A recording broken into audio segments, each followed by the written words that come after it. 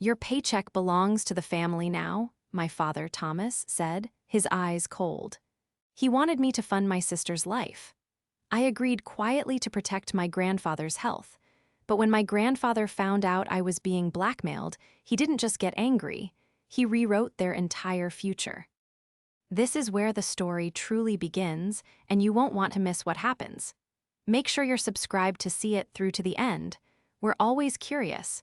Where in the world are you all watching from today? Let us know in the comments. The sterile, beige walls of the hospital waiting room seemed to be closing in on me. For 3 days, I had been living in a fog of antiseptic smells, hushed footsteps, and the agonizingly slow tick of the clock. My grandfather, Theodore, the patriarch of our family and the only real parent I had ever known, was in the cardiac care unit, recovering from a massive heart attack that had nearly taken him from us. I was exhausted, my mind a blur of medical jargon and fear. My phone, which I had set to silent, buzzed relentlessly on the vinyl seat beside me. I ignored it, focusing only on the doctor who was finally walking toward me. "He's stable, Fiona," Dr. Patel said, her voice kind but firm. "He's a strong man, but I cannot be clearer about this. He must avoid all serious stress. Any significant emotional shock or intense conflict, it could be catastrophic. His recovery depends on absolute peace." I nodded, my throat tight. "I understand. Whatever it takes, absolute peace." I made a silent vow right then, a promise to shield him from any and all family drama. I finally escaped the hospital at 8 p.m., desperate for a shower and a few hours of real sleep before I returned. The moment I walked into my apartment, my phone buzzed again. This time, it was a family emergency, group text from my father, Thomas. "Be at my house in 30 minutes. No excuses." A cold dread washed over me, far colder than the January air outside. My father never called a family emergency unless he wanted something. I drove to his house, the one my grandfather had bought for him years ago, and walked into an ambush. My father, Thomas, sat at the head of the dining room table, his face set in a mask of self-importance. My younger sister, Sophia, was beside him, holding her newborn son and wearing an expression of practiced woe. "You're late," Thomas snapped, gesturing to the empty chair opposite them. "I was at the hospital," I said, my voice flat with exhaustion. "Grandfather is stable, but the doctor said—" "We all know how he is," Thomas cut me off, waving his hand dismissively. "That's actually why we're here. We have a new family situation, and it requires a new arrangement." I gripped the edge of the table. "What arrangement?" Thomas leaned forward, his eyes narrowing. "You're 30 years old, Fiona. You make an obscene amount of money as a financial analyst. You're not special, you know. You just got lucky with numbers. Your sister, on the other hand, has a real responsibility. She has a child." Sophia began to sniffle on cue. "It's just so hard, Fiona. The diapers, the formula. The baby needs so much, and I can't do it alone." I stared at her, my mind flashing to the designer baby bag I'd seen in her hallway. "Sophia, I gave you money last week, and I set up a college fund." "That's not enough," Thomas slammed his hand on the table. "That's sporadic. We need consistency. From now on, your paycheck belongs to the family. You will transfer 70% of your salary to a new joint account I've opened. I will manage it and distribute the funds as needed." "As needed?" I asked, my voice barely a whisper. "You mean for Sophia?" "And for me," Thomas said, his voice rising. "This family needs to stick together. Your sister needs help raising her baby. You don't have a husband or kids, so it's your duty to provide." The audacity of it was suffocating. He wanted to seize my income. He wanted to punish me for my success and reward Sophia for her irresponsibility. The old Fiona, the one from before the hospital, would have unleashed a fury of spreadsheets and legal threats. I would have laughed in his face. But as I opened my mouth to fight, the image of my grandfather in that hospital bed, pale and tethered to a dozen machines, flashed in my mind. Absolute peace. My father saw the fight drain out of me. He mistook my silence for weakness, for submission. He smirked, leaning back in his chair. So, we are in agreement. I looked at his smug face and my sister's greedy, expectant gaze. They were vultures, picking at a family crisis. My promise to my grandfather was a shield for him, but for me, it was a cage. I took a slow, deep breath and nodded, my voice hollow. I agree. My father smiled, a triumphant, cruel expression. Good, I knew you'd see reason. I walked out of that house and sat in my car, the steering wheel cold beneath my hands. The silence was deafening. I hadn't just been bed, I had been blackmailed using the life of the man I loved most. The betrayal was worse than any financial demand. The first transfer was the following Friday. My hands trembled as I logged into my bank account and set up the recurring payment. Seeing that four-figure sum, money I had earned through 60-hour work weeks and sacrificing my own social life, vanish into an account controlled by my father felt like a physical violation. My apartment, usually my sanctuary, suddenly felt like a temporary holding cell. All my work, all my effort, was being siphoned away to fund Sophia's online shopping sprees and my father's failing, consulting, business. I tried to lose myself in my work, but the stress began to eat at me. I stopped sleeping properly. I'd wake up at 3 a.m., my heart pounding, my mind racing over balance sheets and the sickening realization of my own entrapment. I started skipping meals. Within 2 weeks, I had lost 10 pounds, and dark circles were permanent fixtures under my eyes. I maintained my daily visits to the hospital, plastering a bright, calm smile on my face the moment I stepped into Theodore's room. "You look thin, Fiona," he murmured one afternoon, his voice still reedy but his eyes as sharp as ever. "Just busy at work, Grandpa," I lied, fluffing his pillow. "You know how year-end reports are. Just focus on getting stronger." "You're a good girl," he said, patting my hand. His skin felt like paper. "You always hold this family together." A wave of guilt and shame washed over me. I wasn't holding it together, I was paying its ransom. The first sign of their escalating greed came exactly 1 week later. I was at my desk, trying to untangle a complex international portfolio, when my phone rang. It was Sophia. "Fiona," she said, her voice a high-pitched whine. "My car it just stopped working, right in the middle of the road. It was so scary. The baby could have been hurt." "What's wrong with it?" I asked, pinching the bridge of my nose. I had helped her buy that car less than 2 years ago. "I don't know, the engine or something. The mechanic said it's like thousands of dollars to fix. I don't have that. You need to send it to me." "Sophia, I just sent Dad the transfer. He's supposed to be managing the money for your needs. A car is a need, isn't it?" There was a pause, and I heard my father's muffled voice in the background. Sophia came back on, her tone suddenly petulant. "Dad said that money is for living, you know, for the house and the baby's future. This is an emergency. He said you should have your own emergency fund for things like this. It's your responsibility as an aunt." "My responsibility," I repeated, my voice dangerously quiet. "Yes, if you don't send it, how will I get to my appointments? How will I get groceries?" "Take a taxi, Sophia. Use a delivery service. I'm busy." I hung up before she could reply. My hands were shaking. It wasn't just about the money anymore. It was about the principle. They weren't just taking from me, they were demanding more, inventing new emergencies because they knew I was trapped. That evening, my father called me. I let it go to voicemail. His message was chilling. "Fiona, I am deeply disappointed in your attitude. Your sister is stranded and you refuse to help. This kind of selfishness, this stress, it's exactly the sort of thing that's bad for your grandfather's recovery. It would be a terrible shame if he heard about how his family is fighting, wouldn't it? He might have a setback. Send Sophia the money for the car. Do not make me ask again." It was no longer a veiled threat. It was open blackmail. He was explicitly weaponizing my grandfather's health against me. I sat on my sofa, the dark apartment silent around me, and a cold, hard anger began to burn through the exhaustion. It was a feeling I hadn't allowed myself to have, a righteous fury that finally eclipsed my fear. I transferred Sophia the money for the car, but as I clicked, confirm, I felt a shift inside me. I was no longer just a victim. They thought I was just a quiet, obedient number cruncher. They thought I was weak. But they had forgotten one crucial thing. They had forgotten who my mentor was. They had forgotten what I did for a living. I wasn't just a financial analyst. I was a forensic financial analyst.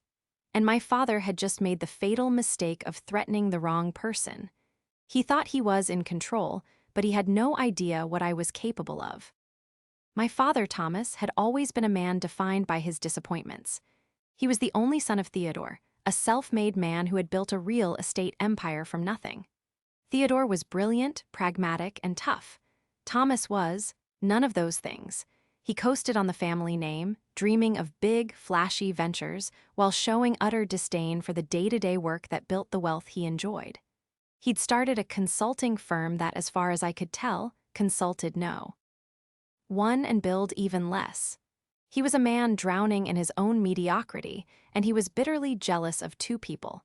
His father, for having the success he'd never earned, and me, for showing the very aptitude he lacked. My devotion to my grandfather was absolute. When I was a child and my own mother had left, Thomas had been a cold and distant father. It was Theodore who stepped in. He'd see me struggling with my math homework and sit down with me. "It's not just numbers, Fiona," he'd say, his eyes twinkling. "It's a story. Every number tells a story. You just have to learn how to read it." He taught me how to read a balance sheet before I could drive. He paid for my entire education, celebrating my first-class honors in finance as if it were his own. He was the one who encouraged me to specialize in forensic analysis. "You have a gift for finding the truth in the mess, Fiona," he'd said. "It's a rare skill." My loyalty to him was boundless, and my father knew it. He was exploiting the purest love I had in my life for his own greedy ends. My sister, Sophia, was his perfect accomplice. She had been spoiled from birth, first by our father, who saw her as a doll he could parade around, and later by a string of boyfriends who were captivated by her looks and her feigned helplessness. She had learned early that pouting and crying got her whatever she wanted. The baby was just the newest, most effective tool in her arsenal. She didn't want to be a mother. She wanted the lifestyle of being a mother, all funded by someone else. The day after the car incident, I went to visit my grandfather. He was sitting up in his chair, looking stronger. He was reading the Wall Street Journal, a very good sign. "How's work, Fiona?" he asked, folding the paper. "It's fine, Grandpa," I said, trying to keep my voice light. He stared at me, his gaze penetrating. "You're lying. You've lost weight, and you look like you haven't slept in a month. What is your father doing?" The question was so direct, it nearly knocked the wind out of me. "What? Nothing. I'm just worried about you." "Don't," he said, his voice firm. "Don't protect him. I'm not made of glass. I know my own son. He's a leech, and he always has been. Now he sees me as weak, and he sees you as isolated. What is he doing?" I hesitated, the doctor's warning ringing in my ears. "No stress." "Grandpa, please, I don't want to upset you." "What will upset me?" he said, leaning forward. "Is my son running roughshod over my granddaughter while I sit here helpless? He's taking money from you, isn't he? To pay for Sophia's bratty lifestyle." I couldn't speak, but my silence was an answer. "How much?" he demanded. I looked down at my hands. 70% of my salary. Theodore closed his eyes. He didn't yell. He didn't gasp. He just sat there, breathing slowly. When he opened his eyes, the frail patient was gone, and the founder of a real estate empire was looking back at me. There was ice in his eyes. "And you let him," he said. "It wasn't a question." He said it was for the best, to keep the peace. "For you," I whispered, shame washing over me. "He threatened to come here and make a scene to tell you we were fighting over money," he said, the stress. "It could, you know." "He's blackmailing you," Theodore stated, his voice flat and cold. "He is using my heart attack to extort my granddaughter." "I promised the doctor," I said, my voice cracking. "Absolute peace, I promised you." "That promise," he said, pointing a finger at me, "was about protecting me, not enabling him.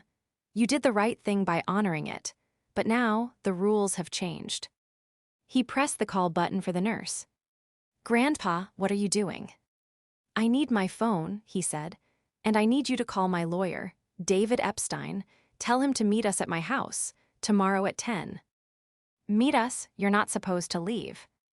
The doctor said I need a stress-free environment, and I can assure you, Fiona, there is nothing more stressful for me than knowing a parasite is bleeding my family dry.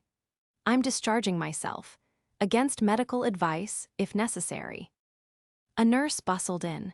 Mr. Theodore, is everything all right? Everything is perfect, dear, he said, giving her a charming smile. I'm feeling much stronger. In fact, I think I'm ready to go home. Now be a dear and get me my discharge papers and my phone, please. As the nurse hurried off, he looked at me, the steel back in his spine. They've forgotten one crucial thing, Fiona. They've forgotten who controls the money. Not just your paycheck, child, all of it. The moment I agreed to help my grandfather, the suffocating weight of victimhood lifted, replaced by the cold, familiar hum of professional focus. I was no longer a daughter being bullied. I was a forensic analyst on a case. And the target was my own father. Theodore was discharged the next morning, his doctors furious and his lawyer, David Epstein, waiting with a town car. We drove to my grandfather's house, a large, stately home that was a testament to his life's work. It was also, I knew, the headquarters from which we would launch our counteroffensive. We settled my grandfather in his study, a warm, wood-paneled room lined with books.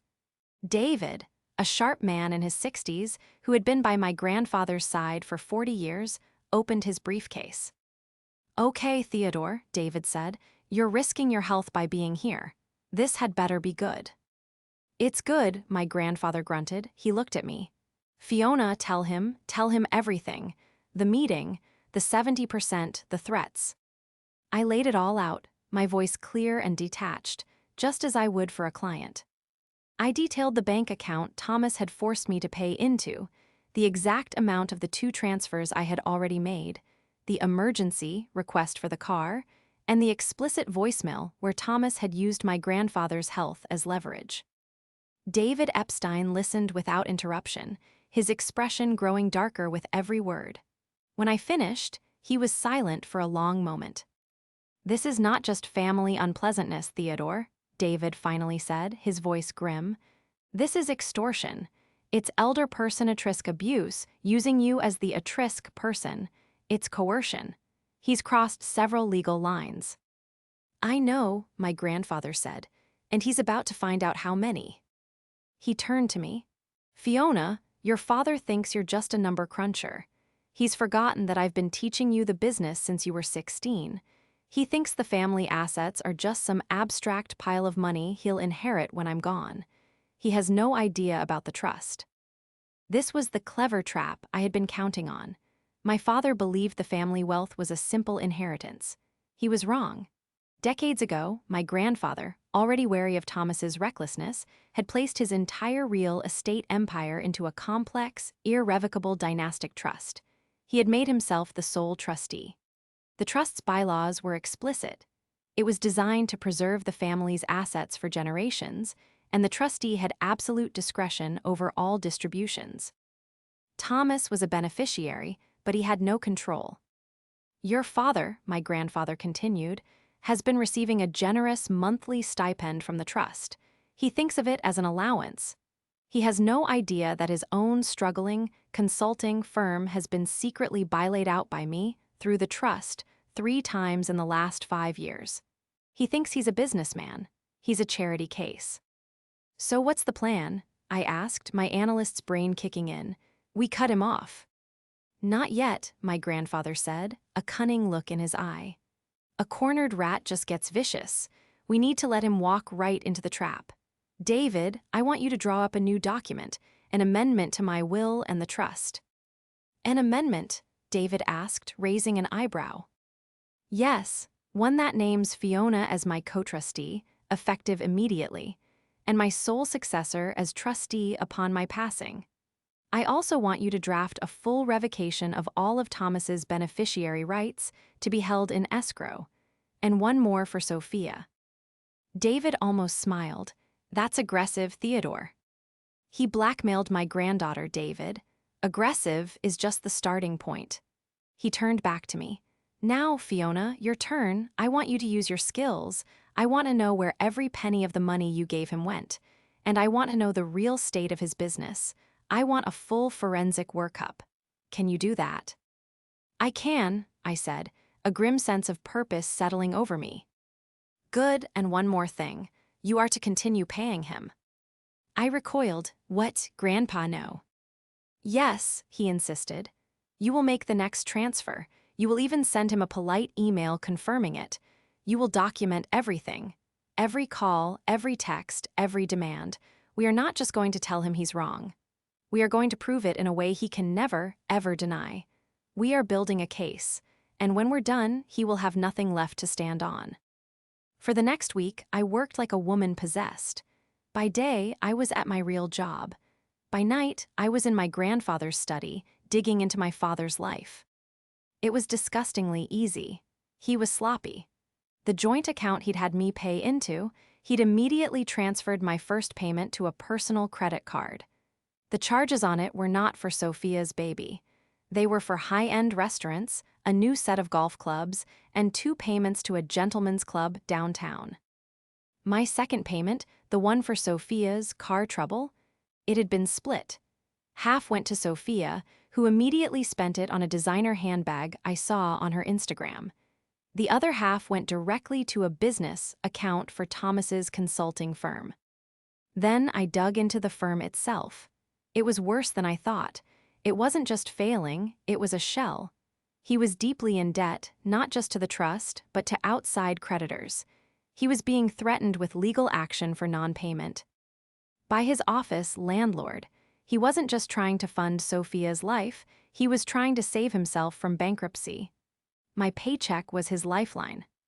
I compiled everything into a clean, indisputable report, complete with bank statements, credit card receipts, and screenshots.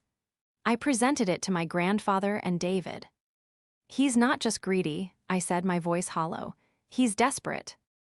Desperate men are sloppy, my grandfather said, his eyes scanning the report.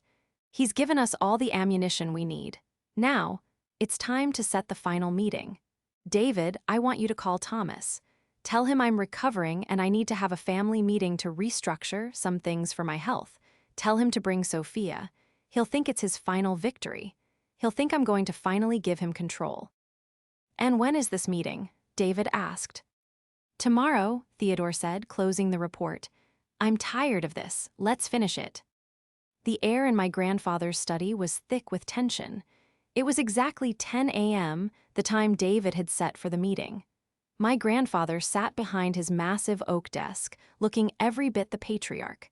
I sat to his right, a black binder in my lap. David Epstein sat to his left, a stack of legal documents in front of him. The study door opened, and my father and Sophia walked in.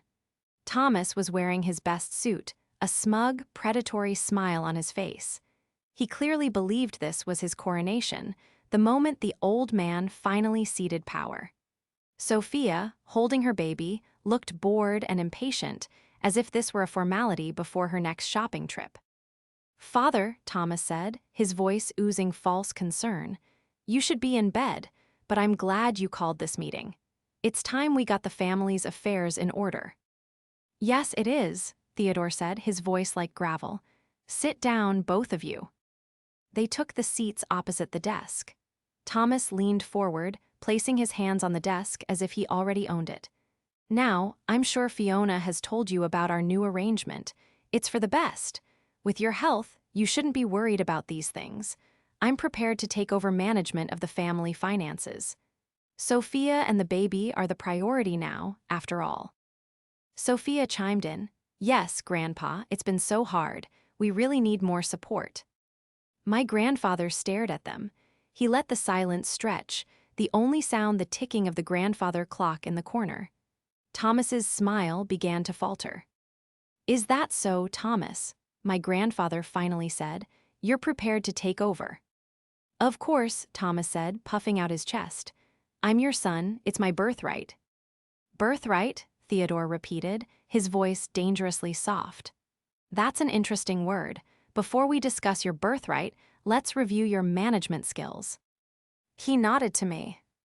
My heart was pounding, but my hands were steady. This was my turf. I opened the binder. On Friday, 2 weeks ago, I began, my voice clear and cold, I transferred $4,200 into the account you specified, Thomas. You claimed this was for family needs and Sophia's baby. Is that correct? Thomas's eyes flickered to me, surprised by my tone. Yes, that's right, for diapers, formula, the essentials. That's a lie, I said flatly. At 2:15 p.m. that same day, you transferred $4,000 of that money to your personal Visa card. Would you like me to read the charges? Because I have them. $850 at the Oak Room Steakhouse, $1,200 at the Pine Valley Golf Pro Shop, and 2 separate charges of $500 each at the Starlight Lounge, which I believe is a gentleman's club. Sophia's head snapped toward her father, her eyes wide. You spent it. You said it was all for me. Thomas's face went from smug to pale to a mottled, furious red. How dare you? You are spying on me. That is private. It became my business, I shot back, when it was my money. Money you blackmailed me for. Blackmailed? Thomas sputtered, standing up. I did no such thing. I am protecting this family. Sit down, my grandfather commanded. Thomas, out of sheer reflex, dropped back into his chair. I continued, turning to the next page. Then there was the car emergency for Sophia. You demanded I pay $3,000, which I did. You told her it was my duty. But the mechanic's bill was only $1,500. Sophia, you spent the other $1,500 on a new handbag, which you posted on Instagram 3 hours later. The other half of my money, Thomas, went into your consulting firm's account. I slid a piece of paper across the desk. It was an eviction notice. Your firm is 3 months behind on rent. It's a shell and it's bankrupt. You're being sued by 2 different creditors. You haven't had a real client in 9 months. You weren't supporting the family, Thomas. You were trying to use my paycheck to stop your own financial ruin. Sophia was openly crying now, but not from sadness. You lied to me. You used my baby. Quiet, Sophia, Thomas roared. He turned to my grandfather, his face a mask of despair. Ration? Father, she's twisting things. She's always been jealous of Sophia. This is just numbers, it's not the truth. Thomas, my grandfather said, his voice low and filled with a chilling finality. The numbers are the truth. The numbers don't lie, but you do. Thomas looked from me to my grandfather, seeing his inheritance, his lifeline, vanish. His bluster evaporated, replaced by a desperate, pathetic panic. You can't do this, he shrieked. I'm your son, you're an old man, you don't know what you're doing. She's poisoned you against me. She didn't have to, Theodore said, his voice rising for the first time. You did that all by yourself. You used my heart attack, the very thing that could have killed me, as a weapon to steal from your own daughter. You are not just a disappointment, Thomas. You are a disgrace. My father's threats were gone. His lies were exposed. He was just a small, desperate man in an expensive suit, and he had been checkmated by a spreadsheet. He just sat there, opening and closing his mouth, but no sounds came out. The confrontation was over. The trap had snapped shut. The silence in the study was absolute. Thomas was pale, his hands gripping the arms of the chair so tightly his knuckles were white.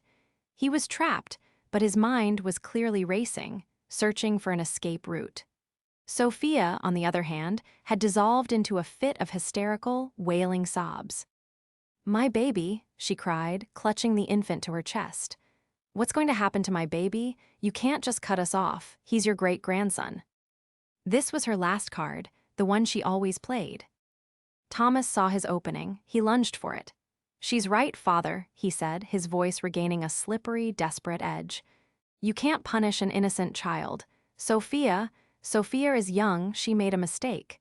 She was manipulated by me, you see, I was desperate. The business, the stress, I wasn't thinking clearly. But she needs that money. The baby needs it. I watched him, disgusted, as he calmly threw his own daughter under the bus to save himself. He was trying to pivot, to reposition himself as a flawed man who had made a mistake, while painting Sophia as the real victim in need. "It's true, Grandpa," Sophia quickly agreed, wiping her fake tears. "I didn't know about his debts. I just know I can't afford to raise my son. Fiona has to help me. It's her duty." My grandfather looked at them, his expression unreadable. He had seen this all before. "So, Fiona is still the solution to your problems," he stated. "Yes," Thomas said, nodding eagerly. "She's a financial analyst. She can help me restructure my business. She can set up a budget for Sophia. We can fix this, as a family." The audacity of it, to ask me to fix the very mess he had created by stealing from me, was breathtaking. "No," I said, my voice quiet but unyielding. "What?" Thomas snapped. "No, I will not fix your business. I will not set up a budget for Sophia. I am done. The bank of Fiona is closed." "You selfish," Thomas began, lurching forward. "Enough," Theodore roared, slamming his hand on the desk.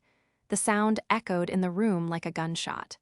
"Both of you are still talking about Fiona's money. You seem to be under the impression that any of this is yours for the taking."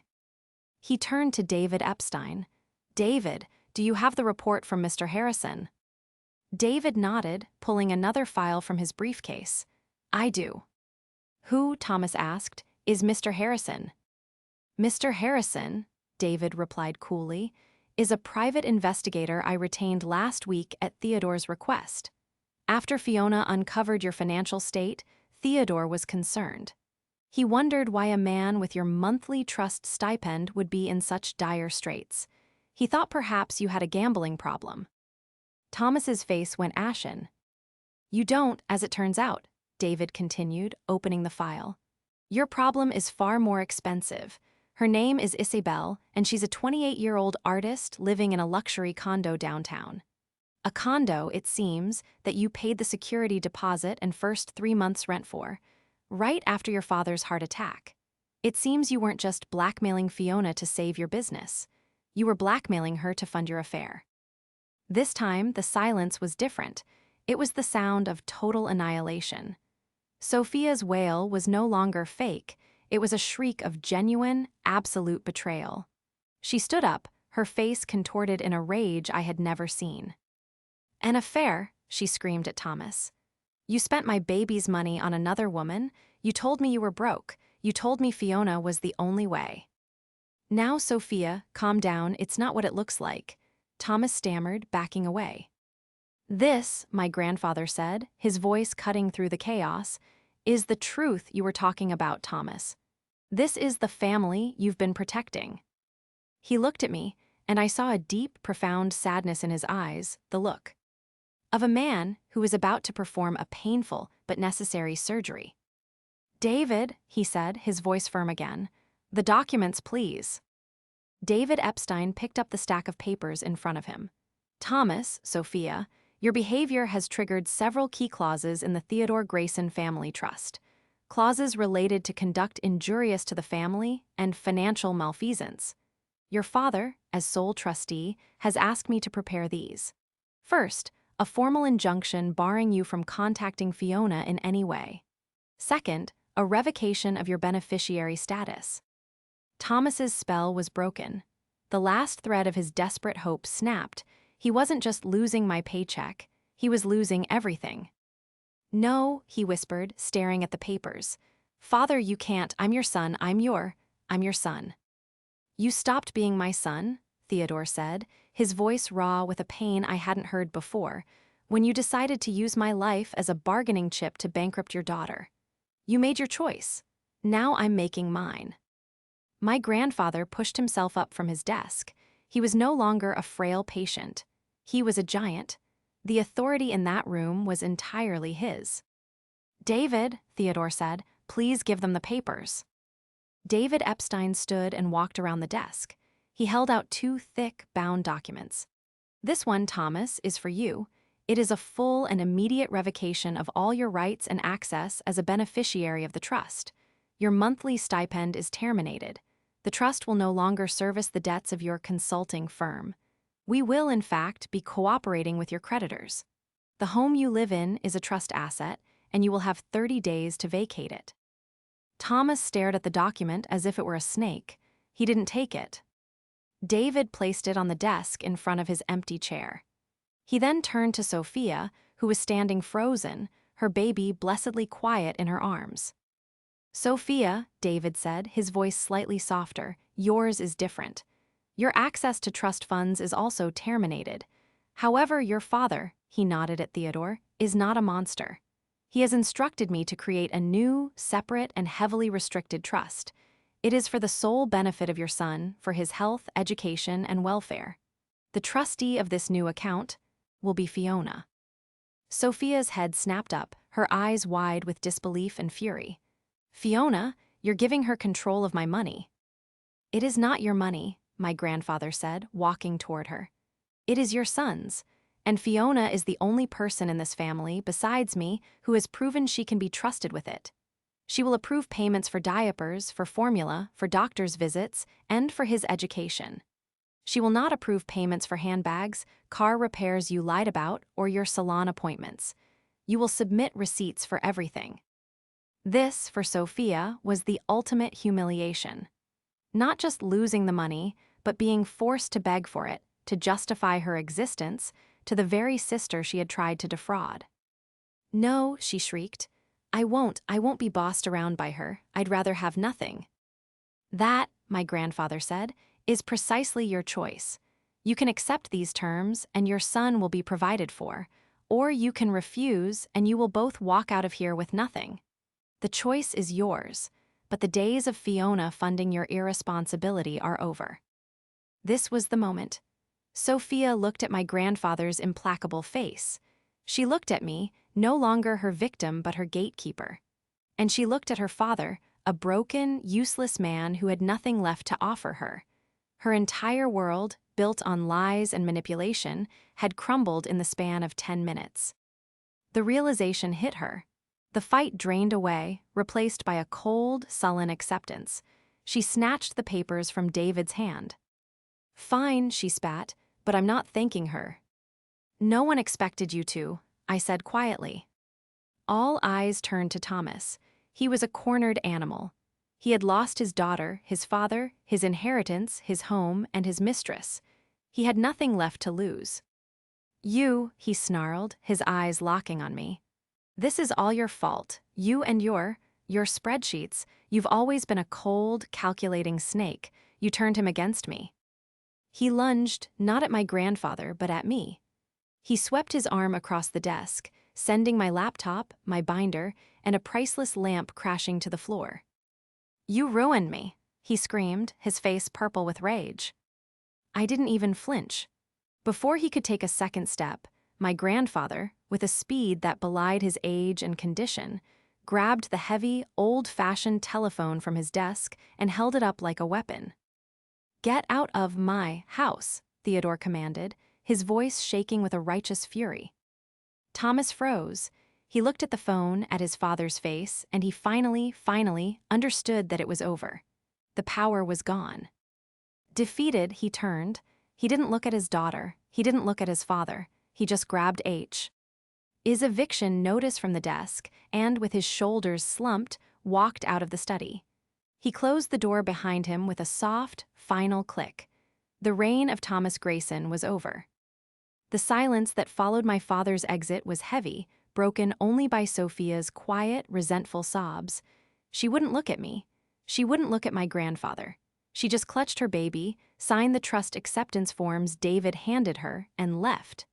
The heavy front door of the house closed, and for the first time in my adult life, I felt a sense of quiet. The storm had passed. I sank into one of the chairs, my adrenaline-fueled strength vanishing, leaving me exhausted. My grandfather slowly put the phone back on its cradle and sat down heavily behind his desk. He looked at me, his eyes full of a love and pride that warmed me to my core. "Well," he said, his voice rough. "That was eventful, more stress than the doctor would like, I imagine." I laughed, a shaky, relieved sound. I think you handled it, Grandpa. We handled it, he corrected, reaching across the desk to put his hand over mine. You were brilliant, Fiona. You were strong. You were everything I raised you to be. Tears welled in my eyes, but for the first time, they weren't from stress or sadness. They were from relief. He's really gone. He is, David Epstein said, already packing his briefcase. The legalities are ironclad, Fiona. He has no claim. The house will be sold. His debts are his own. He is, for all legal intents and purposes, no longer a part of this family's financial structure. In the weeks that followed, the new reality set in. My father, true to form, tried to fight it. He hired a lawyer who sent a blustering, threatening letter. David Epstein responded with a single package: the complete forensic report on his finances, the private investigator's file on his affair, and a signed affidavit from me detailing the extortion. My father's lawyer quit the case the next day. Thomas was forced to declare bankruptcy. He lost the house. The last I heard, he had moved into a small, rented apartment, finally forced to live within the means of a man with no one to support him but himself. Sophia, on the other hand, adapted with surprising speed. The first week, she sent me a list of demands that included organic groceries, a new stroller, and a nanny. I sent her a polite email back with a link to the trust's bylaws and a prepaid debit card with a strict budget for formula and diapers. She called me, screaming, but when the card was her only source of funds, she quickly learned how to submit a receipt. It was a harsh lesson in reality, but one that was long overdue. For the first time, she was being forced to be a parent, and her son was finally getting the care he deserved. As for me, my life began to return. The dark circles under my eyes faded. I started sleeping through the night. My grandfather, now fully recovered, formally made me co-trustee of the estate. We worked together, side by side in his study, not as a frail old man and his caretaker, but as partners. He was teaching me the last of his secrets, the intricacies of the empire he had built, preparing me for the day it would be mine to lead. One evening, we were finishing our work when he looked up at me. "You know," he said, "your father was wrong about one thing." "Only one?" I asked, smiling. "He said you weren't special. He was a fool. You're the only special thing that ever came from him. You are the legacy, Fiona. Not the buildings, not the money, you." I closed my laptop and walked over to the window, looking out at the city lights. I had been blackmailed, betrayed, and pushed to my breaking point, but I had held on. I had protected the man I loved, and in doing so, I had found my own strength. The peace was no longer a cage, it was real, and it was mine.